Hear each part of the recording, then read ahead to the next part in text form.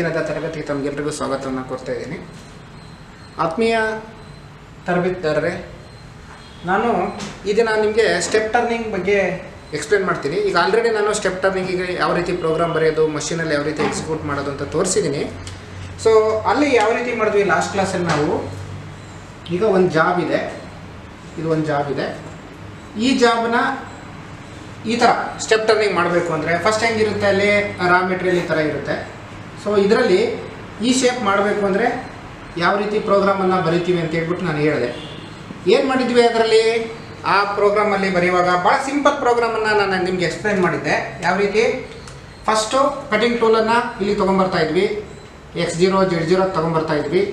ಅದಾದಮೇಲೆ ಈ diameter maintain ಮಾಡ್ತಾಯಿದ್ವಿ. ಫಾರ್ ಎಕ್ಸಾಂಪಲ್ ಈ ಡಯಾಮೀಟರ್ ಒಂದು 35 ಇದೆ ಅಂದರೆ 35 ಬರ್ತಾಯಿದ್ವಿ. ಆನಂತರ ಇಲ್ಲಿ ಬರ್ತಾಯಿದ್ವಿ ಜೆಡ್ಡಲ್ಲಿ, ಆಮೇಲೆ ವಾಪಸ್ ಇಲ್ಲಿಗೆ ಬಂದು ಈಗ ಬಂದು ಟೂಲ್ನ ವಾಪಸ್ ಕಳಿಸ್ತಾಯಿದ್ವಿ. ಓಕೆ, ಸೊ ಇದು ಸಿಂಪಲ್ಲಾಗಿ ಫೈನಲ್ ಫಿನಿಶಿಂಗಿಗೆ ಪ್ರೋಗ್ರಾಮನ್ನು ಬರೆಯುವಂಥದ್ದು ಸ್ಟೆಪ್ ಟರ್ನಿಂಗ್ ತೋರಿಸಿದ್ವಿ. ಬಟ್ ನೀವು ಕೇಳ್ಬೋದು, ಇದೇ ಥರ ಪ್ರೋಗ್ರಾಮನ್ನು ನಾವು ಮಾಡ್ಬೋದಲ್ಲ ಯಾವಾಗಲೂ ಅಂತ. ಇಲ್ಲ, ಯಾಕೆ ಅಂತ ಹೇಳಿದರೆ ನಮಗೆ ಯಾವಾಗಲೂ ಕೂಡ ಸ್ಟಾಕು ತುಂಬ ಜಾಸ್ತಿ ಇರುತ್ತೆ.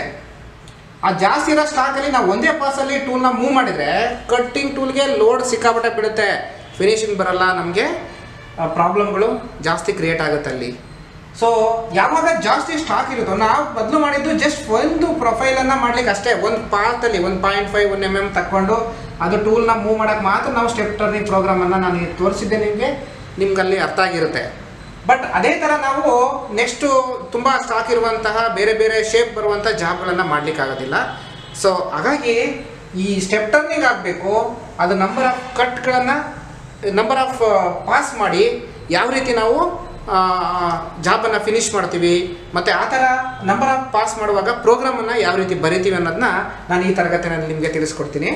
ಈಗ ನೀವು ನಾವು ಬರಿತಾ ಹೋಗ್ಬೋದು, ಅದೇ ಗೊತ್ತಿರ್ತಲ್ಲ. ಹಾಗೆಯೇ ಒಂದ್ಸರಿ ಇಲ್ಲಿಗೆ ಬರೋದು, ಡೆಪ್ತ್ ಆಫ್ ಕಟ್ ಕೊಡೋದು ಎಕ್ಸಲ್ಲಿ, ಆನಂತರ ರಿಡ್ಯೂಸ್ ಮಾಡೋದು, ಆಮೇಲೆ ಇಲ್ಲಿಗೆ ಬರೋದು, ಈ ಥರ ನಂಬರ್ ಆಫ್ ಲೈನ್ಸನ್ನು ಬರ್ಕೊಂಡು ಪ್ರೋಗ್ರಾಮನ್ನು ಮಾಡ್ಬೋದು.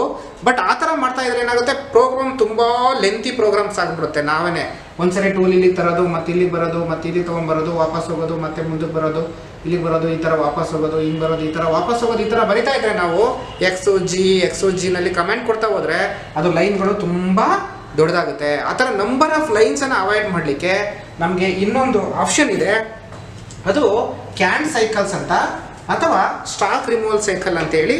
ಸೊ ಇವತ್ತಿನ ಕ್ಲಾಸಲ್ಲಿ ನಾನು ನಿಮಗೆ ಈ ಸ್ಟಾಕ್ ರಿಮೂವಲ್ ಸ್ಟೆಪ್ ಟರ್ನಿಂಗನ್ನು ಸ್ಟಾಕ್ ರಿಮೂವಲ್ ಸೈಕಲ್ ಯೂಸ್ ಮಾಡಿ ಯಾವ ರೀತಿ ಪ್ರೋಗ್ರಾಮ್ ಬರಿತೀವಿ, ಯಾವ ರೀತಿ ಜಾಬ್ಗಳನ್ನು ಮಾಡ್ತೀವಿ ನಮ್ಮ CNC ಟರ್ನಿಂಗ್ ಸೆಂಟ್ರಲ್ಲಿ ಅಥವಾ ಲೇತಲ್ಲಿ ಅನ್ನೋದನ್ನ ತಿಳಿಸ್ಕೊಡ್ತೀನಿ. ಅದು ಫನರ್ ಕಂಟ್ರೋಲಲ್ಲಿ. ಓಕೆ, ಸೊ ಈಗ ಈ ಸ್ಟಾಕ್ ರಿಮೂವಲ್ ಸೈಕಲ್ ಏನಿದೆ ಸ್ಟೆಪ್ ಟರ್ನಿಂಗಿಗೆ, ಅದು G71 ಅಂತ ಇದು. ಸೊ ಇದ್ರದ್ದು ಪ್ರೋಗ್ರಾಮಿಂಗ್ ಫಾರ್ಮೆಟ್ ಏನಪ್ಪ ಅಂತ ಹೇಳಿದರೆ G71, ಓಕೆ, UR ಈ ಥರ. Next G71 P Q U W F end of block. ಇದು ಪ್ರೋಗ್ರಾಮಿಂಗ್ ಫಾರ್ಮೆಟ್ಟು ನಮ್ಮ ಈ ಸ್ಟಾಕ್ ರಿಮೂವಲ್ ಸೈಕಲ್ಗೆ. ಏನಂಗಾದ್ರೆ ಈ G71 U ಅಂದ್ರೇನು, R ಅಂದ್ರೇನು, ಹಾಗೆಯೇ G71 P ಅಂದ್ರೇನು, Q ಅಂದ್ರೇನು, ಎಗೇನ್ ಇಲ್ಲಿ U ಅಂದ್ರೇನು, W ಅಂದ್ರೇನು, F ಅಂದ್ರೇನು. ಸೊ ಇಲ್ಲಿ ನಮಗೆ ಈ ಮೊದಲನೇ ಲೈನಲ್ಲಿ ಏನು ಬರುತ್ತಲ್ಲ, ಇಲ್ಲಿ G71 U ಅಂದರೆ U ಬಂದು depth of cut in X ಆಕ್ಸಿಸಲ್ಲಿ ಡೆಪ್ತ್ ಆಫ್ ಕಟ್ ಎಷ್ಟು ಅಂತ. ಅದೇ ಡೆಪ್ತ್ ಆಫ್ ಕಟ್ ಅಂದ್ರೆ ಏನು ಗೊತ್ತಿದೆ ನಿಮಗೆ. ಸೊ ಈ ಥರ ರಾ ಮೆಟೀರಿಯಲ್ ಇದೆ, ಈ ಥರ ಒಂದು ಸ್ಟೆಪ್ ಮಾಡಬೇಕು ಅಂದರೆ, ಹೀಗೆ ಒಂದು ಸ್ಟೆಪ್ ಆಗಬೇಕಂದ್ರೆ, ಸೊ ಇದು ರಾ ಮೆಟೀರಿಯಲ್ ಒಂದು 100 ಇದೆ ಅಂತ ತಿಳ್ಕೊಳ್ಳಿ, ಡಯಾ 100 mm ಇದೆ ಅಂತ ತಿಳ್ಕೊಳ್ಳಿ.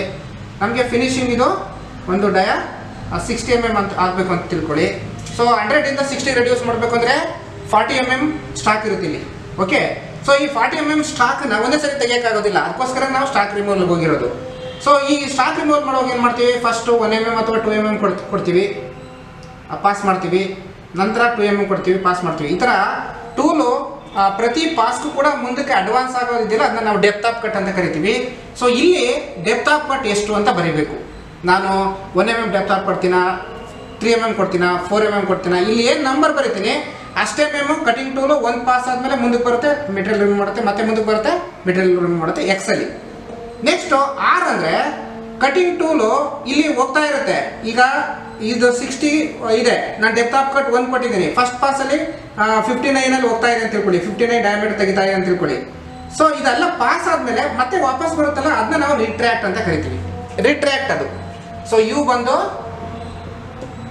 Retract value.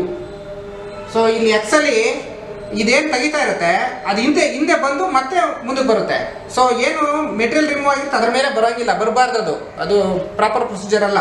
ಒಂದ್ಸರಿ ಮಿಷಿನ್ ಪಾಸ್ ಆದಮೇಲೆ ಜಾಬಿಂದ ಹಿಂದಕ್ಕೆ ಬರಬೇಕು, ಮತ್ತೆ ಬಂದು ಮುಂದಕ್ಕೆ ಬರಬೇಕು. ಸೊ ವಾಪಸ್ ಬರೋದನ್ನ ನಾವು ರಿಟ್ರ್ಯಾಕ್ಟ್ ಅಂತ ಕರಿತೀವಿ. ಸೊ ಇಲ್ಲಿ ನಾನು 1 mm ಕೊಟ್ಟರೆ 1 mm ಬರುತ್ತೆ, ಎಷ್ಟು ನಂಬರ್ ಕೊಡ್ತೀನೋ ಅಷ್ಟು mm ಹಿಂದಕ್ಕೆ ಬಂದು ಜಾಬ್ ಆಗುತ್ತೆ. ಓಕೆ, ನೆಕ್ಸ್ಟು ಈ ಪಿ ಅಂದ್ರೇನು, ಕ್ಯೂ ಅಂದ್ರೇನು, ಪಿ ಅಂದ್ರೇನು, ಕ್ಯೂ ಅಂದ್ರೇನು. ಸೊ ಈ ಪಿ ಬಂದು P is the contour starting sequence number, contour starting sequence number.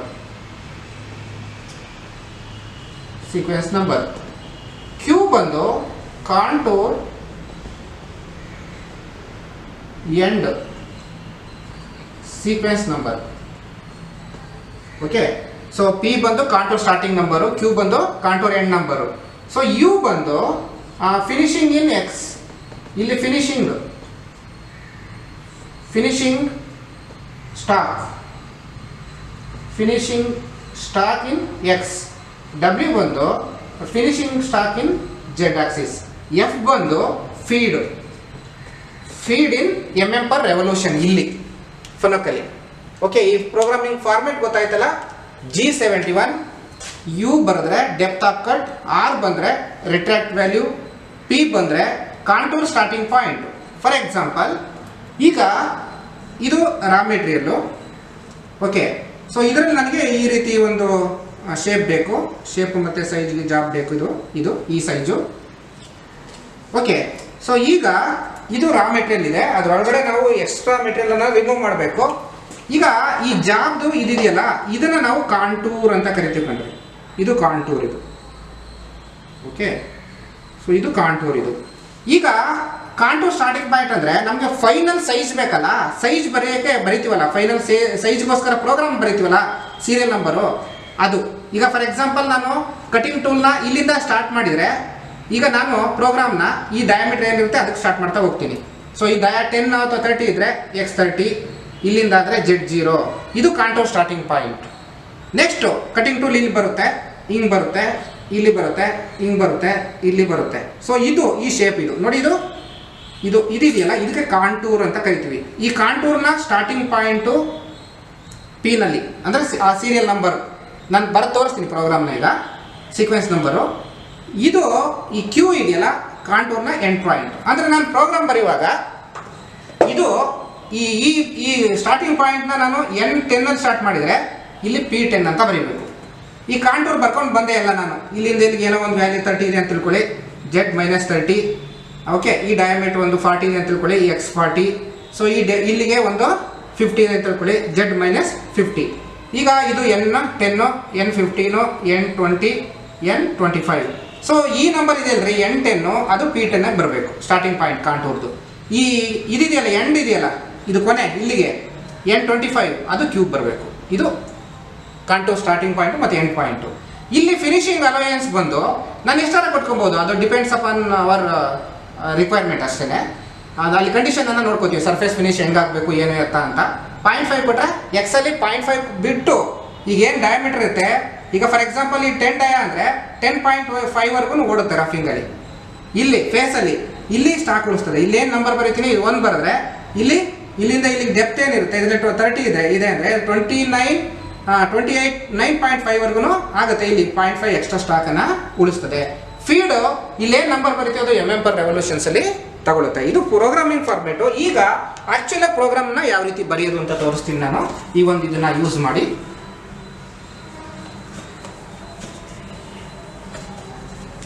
Okay, so again ನಿಮಗೆ ಪ್ರೋಗ್ರಾಮ್ ಬರೆಯೋದೆಲ್ಲ ಗೊತ್ತಿದೆ, ಪ್ರೊಸೀಜರ್ ಎಲ್ಲ ಗೊತ್ತಿದೆ. ಇದು program will start with O 182 ಇದರಲ್ಲಿ ಪ್ರೋಗ್ರಾಮ್ ಬರಿತೀನಿ ನಾನು. ಇದು ನೇಮು, ಪ್ರೋಗ್ರಾಮ್ ನೇಮ್ ಇದು. ಸೊ ನಾನು ಸೀಕ್ವೆನ್ಸ್ ನಂಬರ್ ಈಗೇನು ಗೊತ್ತಿದೆ ನಿಮಗೆ, ಓಮಿಂಗ್ ಕಳಿಸುವಂಥದ್ದು. ರೆಫರೆನ್ಸು G28 ಕೂಡ ಆಗುತ್ತೆ ಕೆಲವು ಸರಿ. ಇದು G28 ಕೂಡ ಆಗ್ಬೋದು. U0 W0 end of block. Next N10 homing ಹೋಗುತ್ತೆ ಟೂಲು. ಅದಾದಮೇಲೆ ಟೂಲ್ ಚೇಂಜ್ ಆಗುತ್ತೆ. ಇದು ನಾನು 2 ಬರ್ಕೋತಾ ಇದ್ದೀನಿ. ನೀವು ಯಾವ ಟೂಲ್ ಬರಿತೀರಾ, ಯೂಸ್ ಮಾಡ್ತೀರಾ, ಸ್ಟಾಕ್ ರಿಮೂವಲ್ಲಿ ರೆಡಿ ಮಾಡ್ಕೋತೀರಾ, ಆ ನಂಬರ್ ಹಾಕಿ. ಸ್ಟೇಷನ್ ನಂಬರ್ ಯಾವುದಕ್ಕೆ, ಈಗ ಈ ಟರ್ನಿಂಗ್ ಟೂಲ್ನ ನೀವು ಸ್ಟೇಷನ್ ನಂಬರ್ 1ಗೆ ಬರೆದ್ರೆ ನೀವು 1 ಬರೀರಿ. ಅಲ್ಲಿ ಆಫ್ಸೆಟ್ ತೊಗೊಂಡು 1 ಫಿಕ್ಸ್ ಮಾಡಿ ಆಫ್ಸೆಟ್ ತೊಗೊಂಡ್ರೆ 4 ಬರೋದು 4 ಸ್ಟೇಷನ್ ನಂಬರ್ 4ಗೆ ಬರೆದ್ರೆ 4 ಬರ್ಕೊಳ್ಳಿ ಆಫ್ಸೆಟ್. ನಾವು ಈ ಕಟಿಂಗ್ ಟೂಲನ್ನು ಜೋರಾಗಿ ತೊಗೊಂಬರೋಣ. ಎಲ್ಲಿವರೆಗೂ ಇದರ ರಾ ಮೆಟೀರಿಯಲ್ ಗೊತ್ತಿದೆ ನಮಗಿದು. ನಮಗೆ 60 ಡಯಾಮೀಟ್ರ್ ಫಿನಿಶ್ ಆಗಬೇಕು. ನಾವು 60 ಬೇಕಾದ್ರೆ ತಂದು ಈ ಕಡೆ ದೂರದಲ್ಲಿ ನಿಲ್ಲಿಸ್ಬೋದು. X 60 Z0 ಇದು ಎಂಡ್ ಆಫ್ ಬ್ಲಾಕ್. ನೆಕ್ಸ್ಟು ಇದಾದಮೇಲೆ G71. ಓಕೆ, ಇಲ್ಲಿ ಡೆಪ್ತ್ ಆಫ್ ಕಟ್ 4 mm ಕೊಡ್ತೀನಿ. ಯು ನೆಕ್ಸ್ಟು ರಿಟ್ರ್ಯಾಕ್ಟ್ 1 mm ಅಂತ ಕೊಡ್ತೀನಿ. ನೆಕ್ಸ್ಟ್ N30 G71ನಲ್ಲೇ ಇಲ್ಲಿ P ಈ ಸ್ಟಾರ್ಟಿಂಗ್ ನಂಬರ್ ಕೊಡಬೇಕಾಗತ್ತೆ. ಬೇಕಾದ್ರೆ ಆಮೇಲೆ ಬರೆಯೋಣ. ಕ್ಯೂದು ಎಂಡ್ ನಂಬರ್ ಕೊಡಬೇಕಾಗುತ್ತೆ, ಮರೆಯೋಂಗಿಲ್ಲ, ಅದು ಬರಿಬೇಕದು. ಫಿನಿಶಿಂಗ್ ಅಲೈನ್ಸ್ ಇನ್ X ಆಕ್ಸಿಸ್ ಇಲ್ಲಿ 0.5 ಕೊಡೋಣ. W finishing alone Z Axis 1 mm ಕೊಡ್ಬೋದು. ಫೀಡ್ನ 1 mm ಈ ಥರ ಕೊಡೋಣ. ಓಕೆ, ಈಗ ಆ್ಯಕ್ಚುಯಲ್ ಕಾಂಟೂರ್ ಬರುತ್ತೆ. ಈ ಆ್ಯಕ್ಚುಯಲ್ ಕಾಂಟೂರಲ್ಲಿ ಟೂಲ್ ಇಲ್ಲಿ ನಿಂತಿದೆ, ಬಟ್ ಇದು ರಫಿಂಗ್ ಸೈಜ್ ಅಷ್ಟೇ. ನಾವೀಗ ಕಾಂಟೂರಲ್ಲಿ N35ನಲ್ಲಿ ಫಿನಿಶಿಂಗ್ ಸೈಜ್ ಕೊಡೋದು. So X 32 Z0. Okay, G01 ಕೊಡಬೇಕಾಗುತ್ತೆ. ಅದು G01 X 32 Z0 ಫೀಡ್ ಕೊಡಬೇಕಾಗುತ್ತೆ. 1 ಕೊಡೋಣ, ಅಥವಾ ಇಲ್ಲಿ ಕೊಟ್ಟಿರೋದ್ರಿಂದ ಕೊಡದೇ ಇದ್ದು ನಡೆಯುತ್ತೆ. ನೆಕ್ಸ್ಟು N40 ಟೂಲ್ ಇಲ್ಲಿಗೆ ಬಂತು. ಇಲ್ಲಿಂದ ಇಲ್ಲಿಗೆ Z-31 end of block. Next 45 ಇಲ್ಲಿಂದ ಇಲ್ಲಿಗೆ ಬರುತ್ತೆ. ಟೂಲು ಇಲ್ಲಿಂದ ಇಲ್ಲಿ ಬರುತ್ತೆ. ನೆಕ್ಸ್ಟು X 60ಗೆ ಡಯಾಮೀಟರ್ ಮೇಂಟೈನ್ ಮಾಡೋಣ. ಅದಾದಮೇಲೆ 4 mm ಬರಬೇಕು. ಬಟ್ ನಾವು ಅಬ್ಸಲ್ಯೂಟ್ ಪ್ರೋಗ್ರಾಮಿಂಗ್ ಮಾಡ್ತಾ ಇರೋದ್ರಿಂದ ಇಲ್ಲಿಂದಲೇ Z ಕನ್ಸಿಡರ್ ಮಾಡಬೇಕಾಗುತ್ತೆ. N50 Z-35 end of block. Next G00 G30 U0 W0 ಓಮಿಗೆ ಕಳಿಸುವಂಥದ್ದು. N65ಅಲ್ಲಿ ಇದು N55 G00 G30 U0 W0 end of block. Next N60ನಲ್ಲಿ M30. ಓಕೆ, ಸೊ ಈಗ ಈ ಫಿನಿಶಿಂಗ್ ಸೈಜು ಸ್ಟಾರ್ಟಿಂಗು ಮತ್ತು ಎಂಡ್ ಆಗಿದೆಯಲ್ಲ, ಆ ನಂಬರ್ ಕೊಡಬೇಕಾಗುತ್ತೆ. ಫಿನಿಶಿಂಗ್ ಸೈಜ್ನ ನಾವು ಇಲ್ಲಿಂದ ಡಿಫೈನ್ ಮಾಡಿದ್ವಿ. N35 ಆ 35 ಕೊಡೋಣ. ಕ್ಯೂ ಏನಿದೆಯಲ್ಲ, ಈ ಪ್ರೊಫೈಲ್ನ ಎಂಡ್ ಇದೆ ನೋಡಿ ಇದು. ಸೊ ಯಾವ ಥರ ಇಲ್ಲಿಂದ ಇದು ಪ್ರಾರಂಭ ಆಯಿತು, ಟೂಲ್ ಇಲ್ಲಿಗೆ ಬಂತು, ಇಲ್ಲಿಗೆ ಬಂತು, ಇಲ್ಲಿಗೆ ಬಂತಲ್ಲ.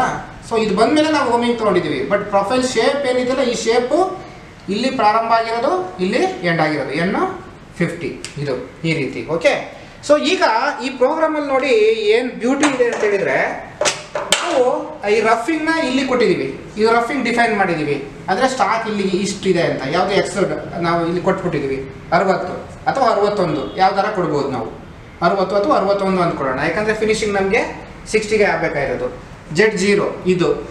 ನೆಕ್ಸ್ಟ್ ಲೈನಲ್ಲಿ ಏನು ಮಾಡ್ತಾ ಇದ್ದೀವಿ, ಇಮಿಡಿಯೇಟಾಗಿ ಫಿನಿಶಿಂಗ್ ಕೊಡ್ತಾ ಇದ್ದೀವಿ. ಇದರಲ್ಲಿ ಇಲ್ಲಿಗೆ ರಫಿಂಗ್ ಹೇಳಿದ್ವಿ. ಇಲ್ಲಿ ಇದು ರಫ್ ಸ್ಟಾಕ್ ಏನಿದೆಯಲ್ಲ, ಆ ಸ್ಟಾಕ್ ಹೇಳಿದ್ವಿ ನಾವು ಇಲ್ಲಿ ಈ ಲೈನಲ್ಲಿ.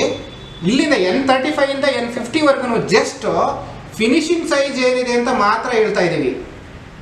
ಈ G71 ಸೈಕಲ್ ಏನು ಮಾಡುತ್ತೆ, ನಾವು ರಫ್ ಹೇಳಿದ್ವಿ N20ನಲ್ಲಿ, ಇಲ್ಲಿಂದ ಇಲ್ಲಿಗೆ ಫಿನಿಶಿಂಗ್ ಸೈಜ್ ಹೇಳ್ತಾ ಇದ್ದೀವಿ.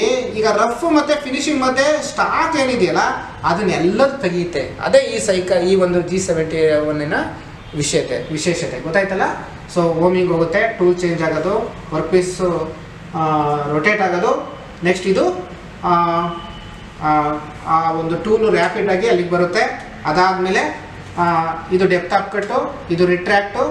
ಅಂದರೆ ಏನು ಮೆಟೀರಿಯಲ್ಲು ಇಲ್ಲಿ ಬರುತ್ತೆ, ಇಲ್ಲಿ ಬರುತ್ತೆ ಅಂತ ತಿಳ್ಕೊಳ್ಳಿ. ಇಲ್ಲಿವರೆಗೂ ಬರುತ್ತೆ. ಜಸ್ಟ್ ಆಮೇಲೆ 1 mm ಹಿಂದಕ್ಕೆ ಹೋಗುತ್ತೆ, ಮತ್ತೆ ವಾಪಸ್ ಮುಂದಕ್ಕೆ ಬಂದು ಡೆಪ್ತ್ ಆಫ್ ಕಟ್ ಬಂದು ಮತ್ತೆ ತೆಗೆದು ಮತ್ತೆ ವಾಪಸ್ ಹೋಗುತ್ತೆ 1 mm. ಅಂದರೆ ರಿಟ್ರ್ಯಾಕ್ಟ್ ಏನಿದೆಯಲ್ಲ ಅದು ಇರೋ ಪೊಸಿಷನಿಂದ ಹಿಂದಕ್ಕೆ ಹೋಗೋದು.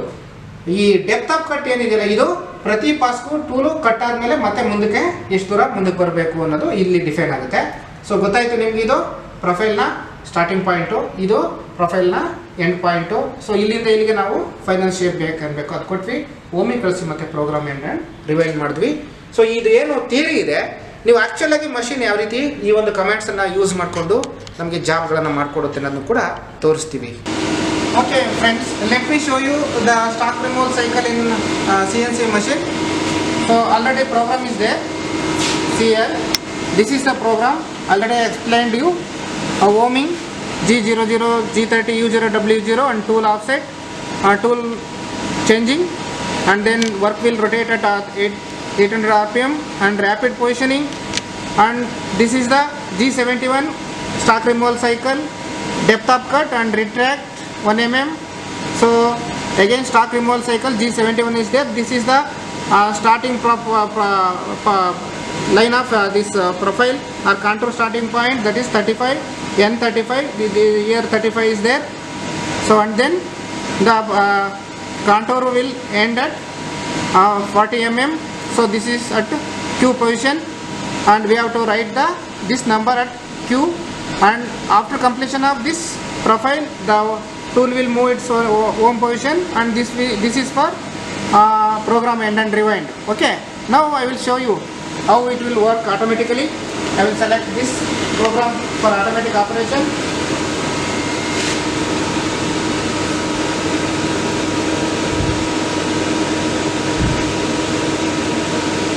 So 0182.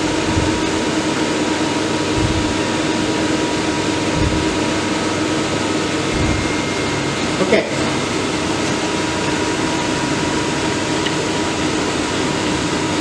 See, now the tool is moving to its home position. Tool changing. So rapid positioning.